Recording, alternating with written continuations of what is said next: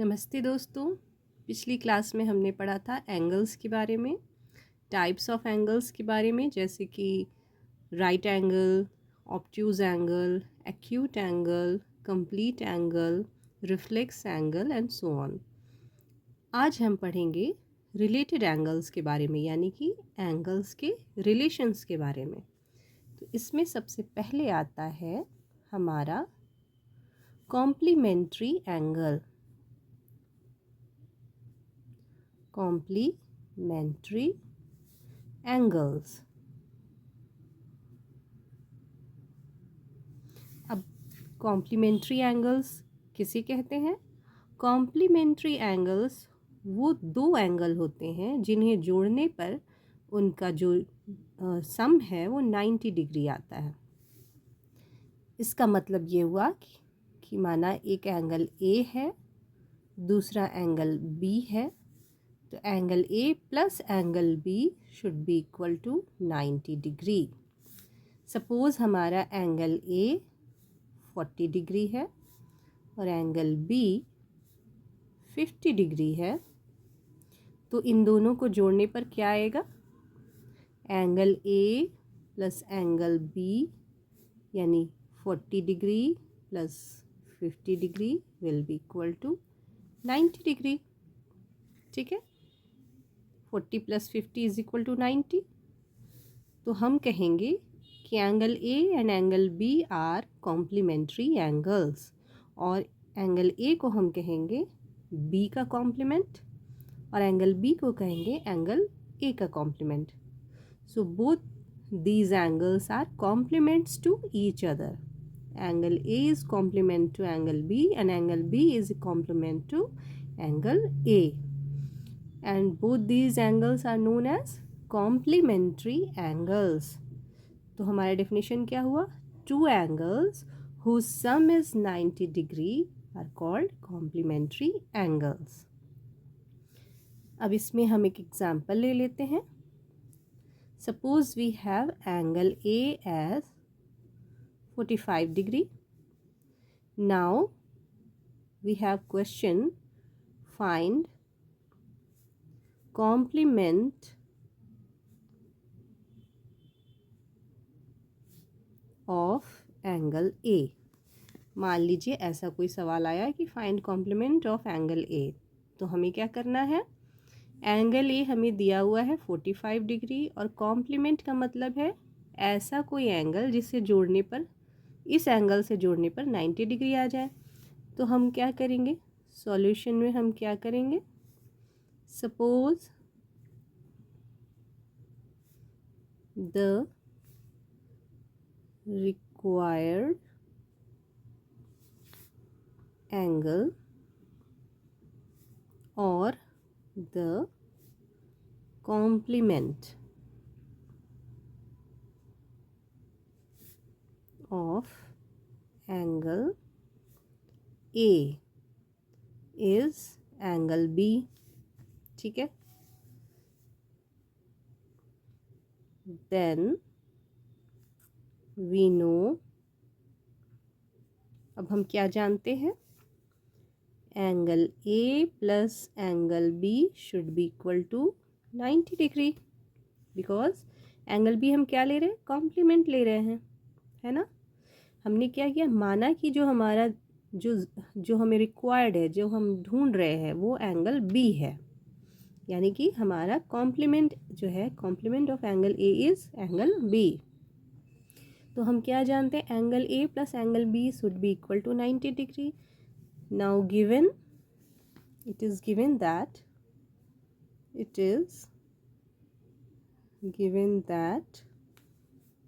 angle A is equal to 45 degree, इसलिए from equation 1 45 degree plus angle B is equal to 90 degree. This implies angle B is equal to 90 degree minus 45 degree is equal to 45 degree. तो हमारा angle B क्या निकला? 45 degree. तो इस case में आप देख सकते हैं एंगल A और एंगल B दोनों ही This is angle. Okay, don't confuse it with L. This is angle, the sign of angle. तो एंगल ए और एंगल बी दोनों ही हमारा 45 डिग्री है।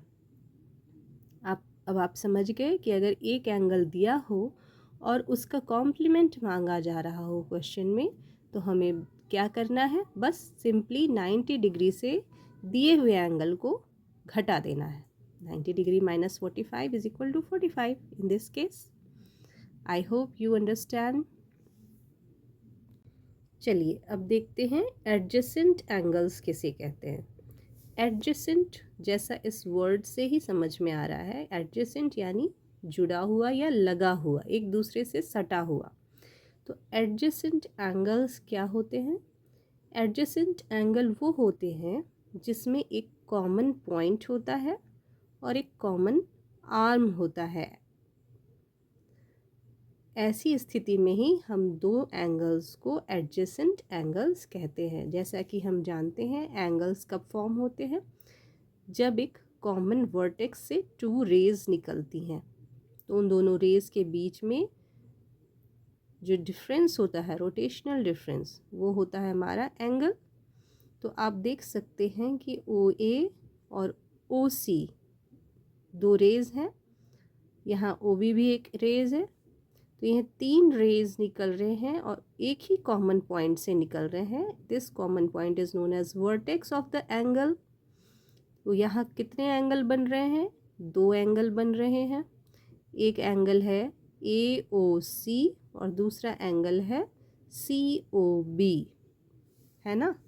तो एक एंगल हमारा हो गया ए ओ सी और दूसरा एंगल हमारा हो गया सी ओ बी।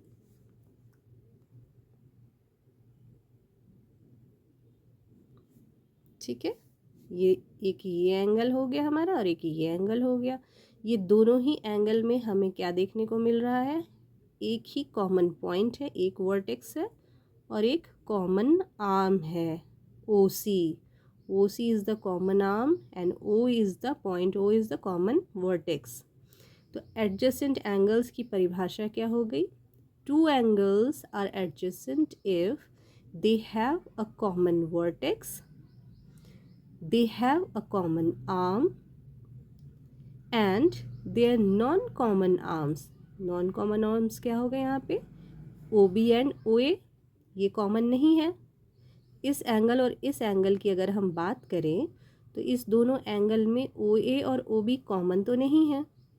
OA जो है वो इस एंगल को फॉर्म नहीं कर रहा और OB जो है वो इस एंगल को फॉर्म नहीं कर रहा। तो OA and OB are two non-common arms and they are on the opposite sides of the common arm.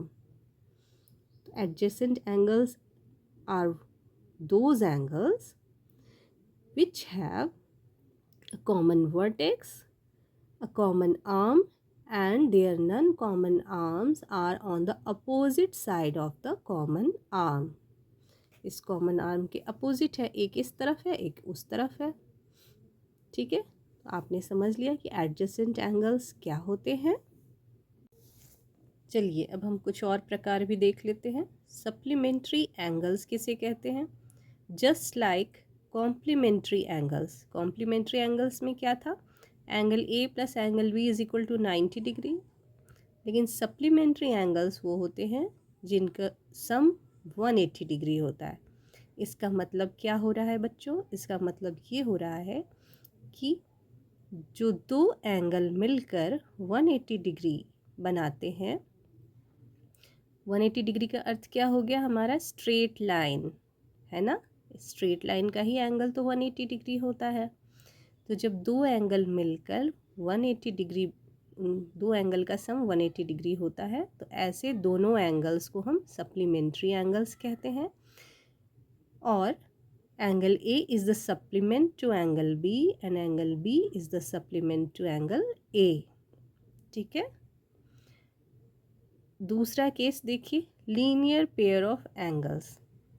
इन दोनों ही एंगल्स को together we can say angle A and angle B are linear pair of angles because they are forming a straight line. तो linear pair of angles क्या होते हैं? Linear pair of angles वो angles होते हैं जो दोनों एंगल को जोड़ने पर हमें 180 डिग्री मिलता है, यानी कि एक स्ट्रेट लाइन मिलता है। इसमें जो हमारा कॉमन आर्म है उसके अपोजिट जो नॉन कॉमन आर्म्स हैं वो दोनों मिलकर एक स्ट्रेट लाइन फॉर्म करते हैं। ठीक है, तो हमें इससे क्या रिज़ल्ट पता चलता है?